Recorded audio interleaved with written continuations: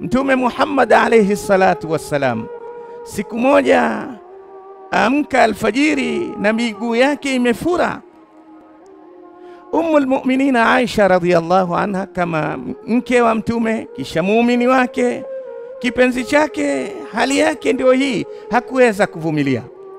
Akamwambia, ya Rasulullah, lima hadha, mbona hivi?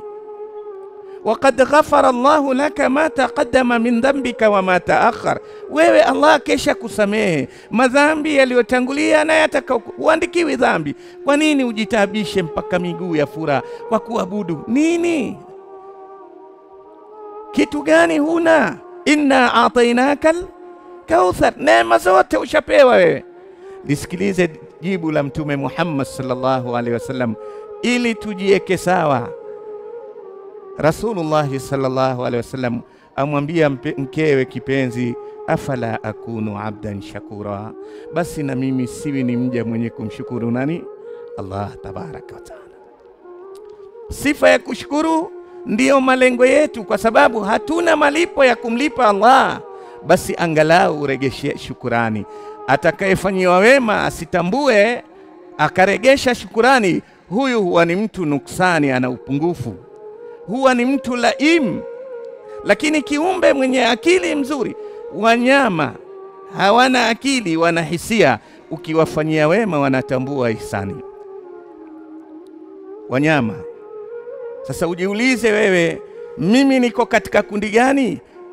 Na ndio Allah akaonyesha mwanadamu asipomshukuru Allah kwa neema alizompa, basi anakuwa mbaya kuliko mnyama, anapotea zaidi, anakosa mwelekeo kuliko mnyama.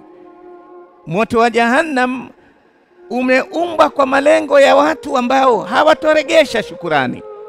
Allah kawapa neema za kutambua shukurani. Wana mioyo isiyofahamu neema za Allah, wana macho yasiyoona neema za Allah, wana masikio yasiyosikia neema za Allah. Hao ni kama wanyama, bal hum adall, bali wao wamepoteza mwelekeo zaidi kuliko wanyama, kwa sababu bado mnyama yuko kwenye lengo lake.